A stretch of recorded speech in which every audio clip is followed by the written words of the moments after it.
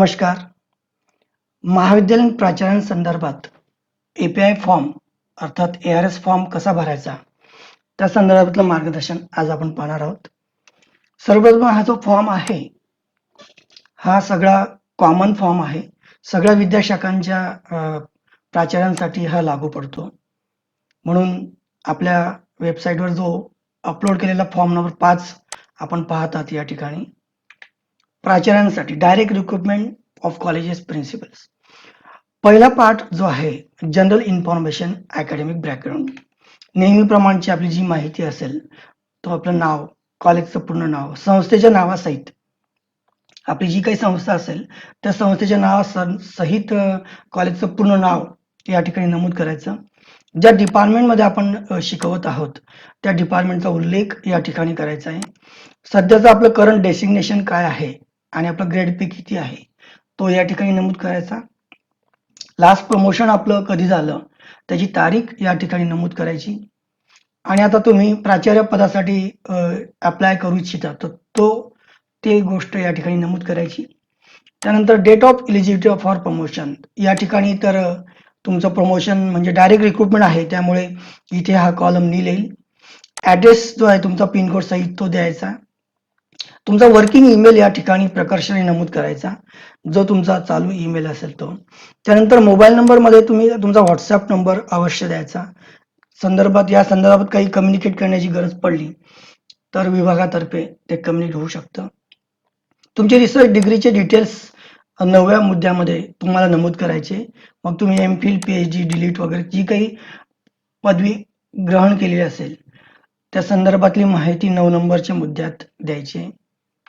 आणि appointments held, आतापर्यंत तुम्ही ज्या अपॉइंटमेंट्स आपण ग्रहण केलेल्या असतील, ज्या नियुक्त्या आपल्या झाल्या असतील तर सर्वांचं डिटेल्स या 10व्या नंबर पॉईंट्समध्ये तुम्हाला द्यायचं आहे.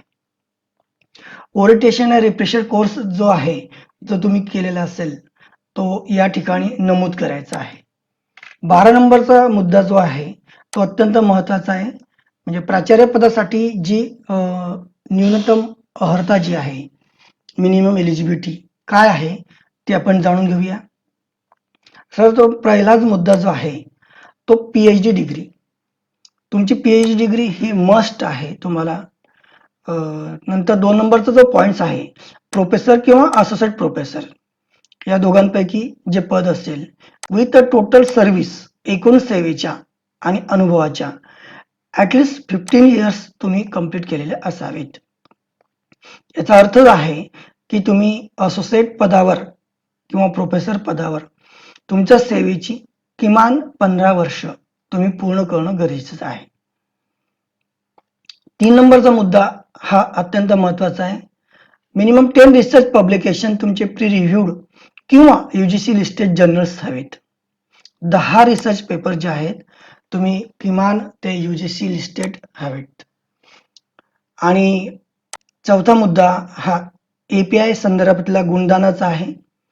110 गुण तुम्हाला API संदर्भात लागू पडतात. म्हणजे प्राचार्य पदासाठी तुम्हाला नियुक्तीला 110 किमान गुण हवेत. असे 4 मुद्दे हे अत्यंत महत्त्वाचे ठरतात. मागे आपण पाहिलं की प्राध्यापक पदासाठी किमान 3 पेपर्स जे आवश्यक होते, पण प्राचार्य पदासाठी म्हणजे असेसमेंट पिरियडच्या 3 पेपर्स ते आवश्यक होते, पण प्राचार्य पदासाठी तुम्हाला किमान 10 पेपर UGC लिस्टेड जर्नल्स किंवा प्री रिव्ह्यूड मध्ये तुमचे प्रकाशित होणं आवश्यक आहे. तर अशा पद्धतीने 12 नंबर मुद्दा जो आहे तो आपल्या लक्षात आला असेल. प्राचार्य पदासाठी न्यूनतम अर्हता. बी पार्ट जो आहे हा बी पार्ट मेथॉलॉजी संदर्भात आहे. तुमचा अकॅडमिक रिसर्च स्कोर कसा काउंट होणार आहे तो आहे यामध्ये नमूद केलेला. अकॅडमिक रिसर्च ऍक्टिव्हिटीज ज्या आहेत त्या कुठल्या आहेत ते आपण पाहून घेऊ. पहिला मुद्दा जो आहे तो रिसर्च पेपर संदर्भातला आहे. मगाशी आपण उल्लेख केला की किमान 10 रिसर्च पेपर तुमचे pre reviewed UGC listed journals हवेत. तर त्यामध्ये तुम्हाला पर पेपरला जो मार्क्स आहे तो 8 पॉईंट्स तुम्हाला मिळतील. जर तुम्ही तुमची विद्याशाखा जर तुम्ही विज्ञान, तंत्रज्ञान, अभियांत्रिकी, यांत्रिकी, फार्मसी वेटर्निटी सायन्स असेल. आणि जर तुम्ही languages, humanities, arts, social sciences आणि या ठिकाणी जे नमूद आहेत त्या विद्याशाखेचे तुम्ही जर असाल तर तुम्हाला 10 मार्क्स ह्या जर्नल संदर्भात मिळू शकतात. या ठिकाणी 10 जे मिनिमम 10 पेपर्स मॅक्झिमम तुम्ही किती पण तुमचे प्रकाशित झालेले असतील तर ते सर्व व्यवस्थित क्रम पद्धतीनं ज्या वेळेस तुमचा प्रकाशित झाला असेल तो जी डेट असेल ती सर्वात वर असाइनिंग पद्धतीनं तुमची ही सर्व लिस्ट असायला हवी. त्यामध्ये टायटल ऑफ पेपर्स वगैरे व्यवस्थित नमूद करा. ISBN ISSN नंबर जो तुमचा नमूद असेल तो करा. ते जर्नल्स जे तुमचं प्री रिव्ह्यूड आहे की UGC लिस्टेड आहे ते करा. आणि मी तर म्हणतो ते प्री रिव्ह्यूड आणि UGC लिस्टेड असेल तरच या ठिकाणी ते नमूद करा. नसेल तर अनावश्यक अट्टहास करू नका देण्याचा. त्याला कारण असं की API समितीसमोर ज्यावेळेस आपण जातो मग त्यावेळेस विनाकारण इथे लिस्ट आणि एक एक जे जर्नल्स असेल त्याची पडताळणी होते. जर आपण प्राचार्य होऊ इच्छिता आणि UGCने जर नियमच तुमचा घालून दिलेला असेल की तुमचे UGC किंवा प्री रिव्ह्यूड जर्नल्स हवेत मग त्या व्यतिरिक्तचे जर्नल्स मला वाटतं जोडायला काही आवश्यकता नाही. तर इथे 2 ऑथर्स असतील तर 70% गुणदान तुम्हाला होईल आणि प्रिन्सिपल इन्व्हेस्टिगेटर तुम्ही असाल, ऑथर असाल तर 70% आणि डिवायडेड झालं असेल तर 30% जॉईंट ऑथर्सला अशा पद्धतीचं हे गुणदान आहे. 2 नंबर मुद्दा हा पब्लिकेशनचा आहे. म्हणजे वर नमूद केलेले जे रिसर्च पेपर आहे त्याच्या व्यतिरिक्त तुमचे जे पब्लिकेशन्स असतील ते या ठिकाणी 2 नंबरच्या मुद्द्यात येईल. कुठली तर रिसर्च पेपर संदर्भ रिसर्च पेपरच्या व्यतिरिक्त कुठली पब्लिकेशन आहेत ती पाहूया. पहिला मुद्दा जो आहे ए पार्ट त्यामध्ये बुक्स आहे. Books author which is are publish. तुम्ही लेखक म्हणून तुम्ही जी बुक्स पब्लिक केली असेल ती या ठिकाणी आहे. त्याचं गुणदान पहा. इंटरनॅशनल पब्लिशर जर असेल तर 12 मार्क्स तुम्हाला मिळतील आणि तो जर पब्लिशर नॅशनल असेल तर 10 मार्क्स मिळतील. जर एखाद्या पुस्तकात तुम्ही चॅप्टर एडिट केलेलं असेल एखादे चॅप्टर तर 5 मार्क्स मिळतील आणि तुम्ही जर एखाद्या पुस्तकाचे संपादकत्व स्वीकारलं असेल तर 10 मार्क्स मिळतील आणि ते नॅशनल असेल तर 8 मार्क्स मिळतील. तर अशा पद्धतीनं बुक्सला गुणदान कसं होतं ते आपण पाहिलं. त्यानंतर ट्रान्सलेशन वर्क्स इंडियन आणि फॉरेन लँग्वेजेस संदर्भातलं जे ट्रान्सलेशन वर्क आहे म्हणजे अनुवाद जे आहे अनुवादित संदर्भात हे गुणदान आहे. चॅप्टर जर तुमचं असेल तर 3 मार्क्स मिळतील आणि एंटायर बुक असेल तुमचं तुम्ही अनुवाद केलेलं पूर्ण पुस्तक जर तुम्ही अनुवाद केलं तर 8 मार्क्स तुम्हाला मिळणार आहेत. तर असं ट्रान्सलेशन अनुवादाचं कार्य आपण पाहिलं बी पार्टमध्ये. सी पार्टमध्ये तुमचं क्रिएशन ऑफ ICT वर्क जे आहे ते या ठिकाणी मोडलं जातं. मग ते टीचिंग संदर्भातलं असू दे किंवा इनोव्हेटिव्ह आयडियाज तुम्ही डेव्हलप केल्या असतील त्या ए पार्टमध्ये नमूद करा. बी पार्टमध्ये तुम्ही जर नवीन करिक्युला किंवा कोर्सेस डिझाईन केले असतील तर त्या संदर्भात बी पार्टमध्ये नमूद करणं गरजेचं आहे. सी पार्ट हा मूकचा आहे. त्या मूक कोर्सेस संदर्भात तो तुमचा क्रायटेरिया आहे तो डेव्हलपमेंट जर तुम्ही केलं असेल तर 4 क्रेडिट पॉईंट्स तुम्हाला या ठिकाणी मिळणार आहेत आणि लेक्चर्स जर तुम्ही डिलिव्हर्ड केले असतील तर त्या संदर्भात 5 मार्क्स तुम्हाला मिळतील. कंटेंट रायटिंग जर तुम्ही केलं असेल मूक कोर्सचं त्या संदर्भातले मार्क्स तुम्हाला 2 मिळणार आहेत आणि कोर्स तुम्ही कोऑर्डिनेशन जर एखाद्या कोर्सचं केलं असेल तर त्या संदर्भातलं सुद्धा 8 मार्क्स अर्थात क्रेडिट आणि क्रेडिट संदर्भातलं ते जे सूत्र आहे ते लक्षात घ्या. आणि हा जो सी पार्ट आहे तो मूक कोर्स संदर्भातला आहे. मूक कोर्स संदर्भात काय येऊ शकतं या संदर्भात त्यांनी एक छोटंसं नोट दिलेली आहे. व्हिडिओ लेक्चर्स येऊ शकतात. ई कंटेंट जे आहे सपोर्टिंग मटेरियल्स लाईक म्हणजे तुमचं PPT PDF ॲनिमेशन वर्क्स हे सुद्धा डिजिटलायझेशन मधलं मूक कोर्स संदर्भात येतं. डिस्कशन फोरम जर तुम्ही एखादी विषयावर तुम्ही जर डिस्कशन केलं असेल त्याच्यात सहभाग नोंदवला असेल आणि ते रेकॉर्ड तुमच्याकडे जर असेल तर ते येऊ शकतं. असेसमेंट जे आहे ते objective descriptive type test quiz वगैरे ऑनलाईन संदर्भातले जे काही वर्क असेल ह्या संदर्भात सगळं मोडलं जातं. आता डी पार्ट मित्रांनो ई कंटेंट संदर्भात आहे.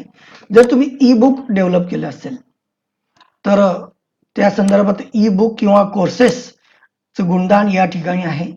इजी पीजी पाठशाळा नावाचा एक नवीन प्रकार ऑनलाईन संदर्भात डेव्हलप केलेला असेल किंवा त्याच्या संदर्भात तुम्ही जर ई कंटेंट तयार केलं असेल किंवा ॲनिमेटेड कोर्सेस डिझाईन तुम्ही केलेलं असेल स्वतः किंवा त्या कंटेंटचं तुम्ही रायटिंग केलेलं असेल तर हे सगळे मार्क्स कसे आहेत ते या ठिकाणी होणार आहेत. Development of E content for quarters जे आहे त्या संदर्भात कम्प्लीट कोर्स केला असेल तर 12 मार्क्स तुम्हाला मिळतील आणि ई कंटेंट जर डेव्हलप तुम्ही मॉडेल केलं असेल तयार तर 5 मार्क्स मिळतील. एखाद्या संदर्भात कॉन्ट्रीब्युशन तुम्ही जर डेव्हलपमेंट केलं असेल तर ते ई बुकचं कॉन्ट्रीब्युशनला तुम्हाला 2 मार्क्स आहे.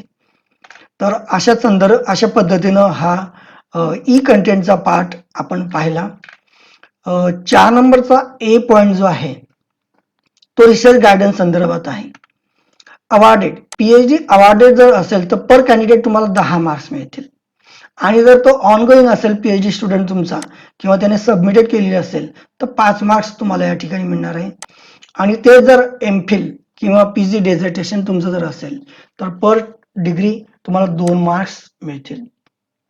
आणि जर जॉईंट्स तुम्ही सुपरविजन केलेलं असेल तर त्याचं डिस्ट्रीब्युशन या ठिकाणी आहे.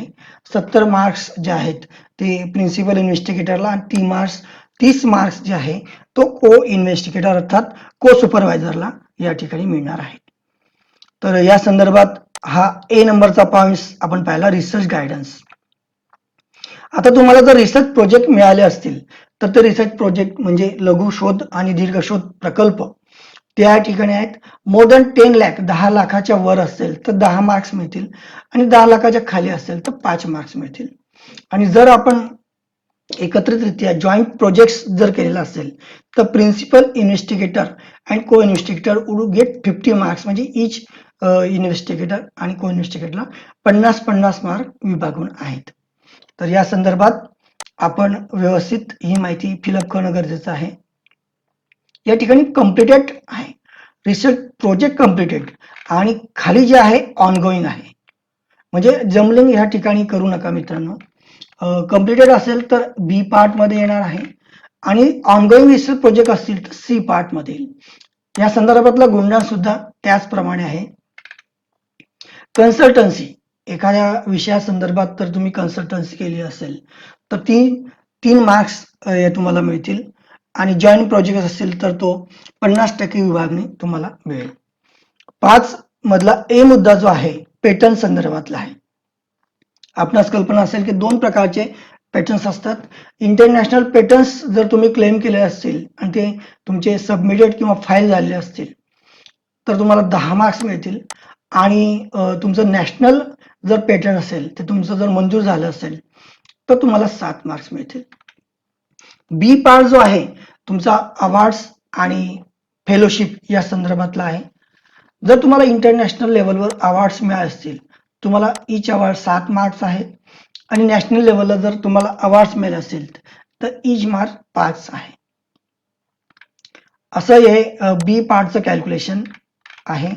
सी पार्ट मध्ये पॉलिसी डॉक्युमेंट्स जर तुम्ही इंटरनॅशनल बॉडीमध्ये किंवा एखादी युएनए असेल युनेस्को असेल किंवा वर्ल्ड बँक असेल किंवा इंटरनॅशनल संस्था एखादी असेल फंडिंग एजन्सी वगैरे सेंट्रल गव्हर्नमेंट संदर्भात तुम्ही काही एखाद्या धोरणात्मक निर्णयामध्ये तुमची पॉलिसी तुम्ही जर शेअर केली असेल किंवा राज्य सरकारला तुम्हाला तुमच्या एखाद्या विषयासंदर्भात तुम्ही मार्गदर्शन केलं असेल किंवा पॉलिसी डॉक्युमेंट तुम्ही जर शेअर केले असतील तर तुम्हाला मार्क्स या ठिकाणी डिवाइड केलेले आहेत.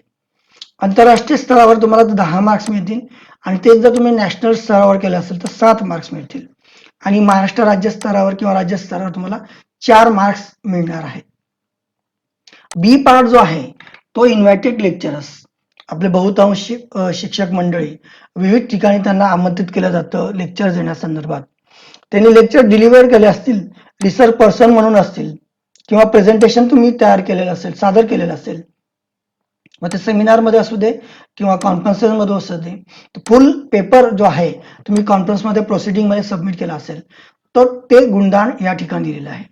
नोट ही मुद्दाम दिलेली आहे की तुम्ही एका वेळेस तुम्ही एकच क्लेम करू शकता. एक तर तुम्ही पार्टिसिपेंट दाखवा किंवा पेपर प्रेझेंट दाखवा. म्हणजे तुम्ही पार्टिसिपेंट पण दाखवलं पेपर प्रेझेंटेशन पण दाखवलं तर वेगवेगळे गुणधर्म तुम्हाला मिळणार नाही.